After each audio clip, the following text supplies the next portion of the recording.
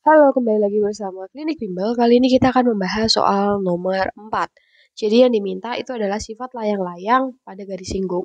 Oke, kalau digambarkan itu gambarnya seperti yang kita gambarkan di kanan ya. Nah, sekarang kita cek dulu. Jadi di situ ada O. Titik O itu adalah pusat dari lingkaran. Kemudian di situ ada OPTQ, itu dia membentuk layang-layang garis singgung pada lingkaran pusat O. Kemudian untuk titik P dan Q, ada titik P dan Q, itu adalah titik singgung dari lingkaran. Kemudian ada TP, TP itu dari ujung berarti ya, dari ujung sini sampai sini. TP sama TQ itu merupakan garis singgung dari lingkaran. Kemudian kita punya OP sama OQ yang merupakan jari-jari lingkaran. Dan ada titik P yang merupakan titik luar lingkaran. Sampai situ oke ya. Kemudian kita cek pernyataannya. Yang pertama, layang-layang garis singgung terdiri atas dua segitiga siku-siku yang berukuran sama. Layang-layang garis singgung terdiri atas dua segitiga siku-siku. Oke, segitiga siku-sikunya itu ada, yaitu OPT, OPT, OPT ini siku-siku ya. Kemudian ini juga. Berarti pernyataan pertama kita tuliskan aja segitiga OPT sama segitiga OQT. Kemudian berarti pernyataan satu benar ya. Kemudian sisi layang-layang garis singgung yang melalui pusat lingkaran dan sisi yang melalui titik di luar lingkaran itu saling tegak lurus. Maksudnya gimana? Jadi sisi-sisi OQ sama OP itu melalui pusat lingkaran. Kita cek dulu. OQ sama OP itu kan melalui pusat.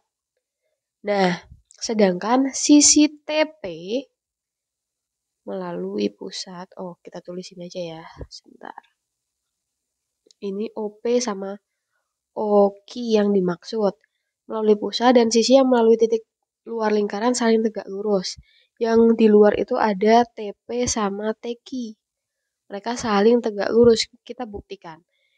OQ tadi tegak lurus sama TQ. Yang ini ya. Ini tegak lurus nih. Ya kan? Berarti pernyataan 2 juga benar. Kemudian yang ketiga, kita cari dulu nih. Kalau di opsi ada 1 sama 2. Berarti kemungkinan antara ini sama ini atau yang bawah. Kita cek dulu. Yang kalimat ketiga, sumbu simetri layang-layang garis singgung membagi dua bagian sama besar. Oke, maksudnya gimana sumbu simetri itu kalau kita tekuk bangun tersebut itu tuh sama besar. Nah, di sini kalau kita cek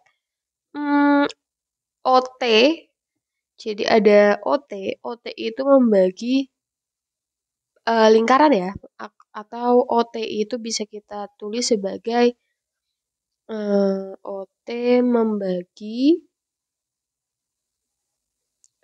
OPTQ.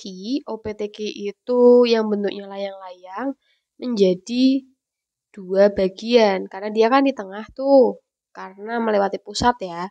Nah, sehingga nanti bagian si segitiga OPT sama segitiga OQT itu ukurannya sama.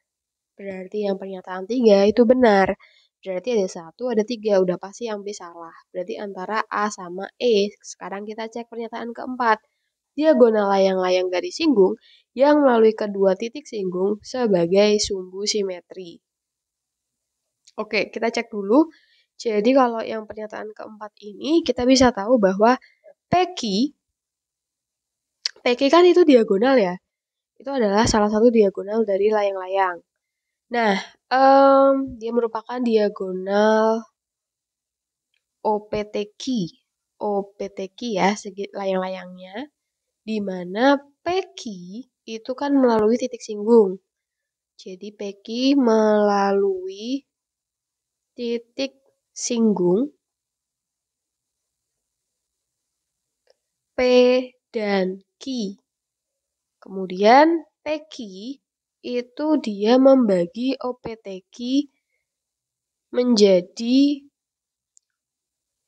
OPQ dan PTQ. Sebentar. Jadi OPTQ itu dibagi oleh PQ, dibagi oleh ini menjadi dua, yaitu OPQ, OPQ dan P dan PTQ. Oke, jadi dibagi dua ini sama yang PTQ.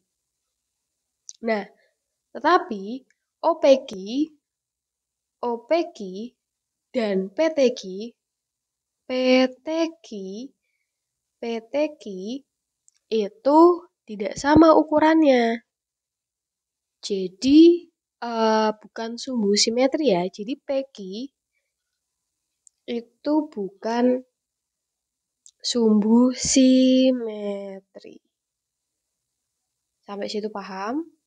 Jadi intinya PQ itu kan salah satu diagonal ya yang tengah ini.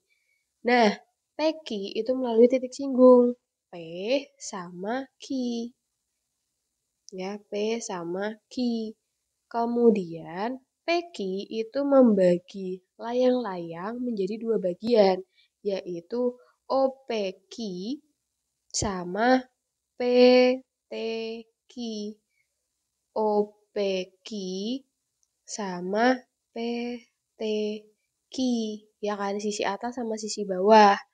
Nah, tapi itu ukurannya nggak sama, makanya dia bukan sumbu simetri. Jadi jawabannya 4 itu salah, berarti jawabannya adalah A.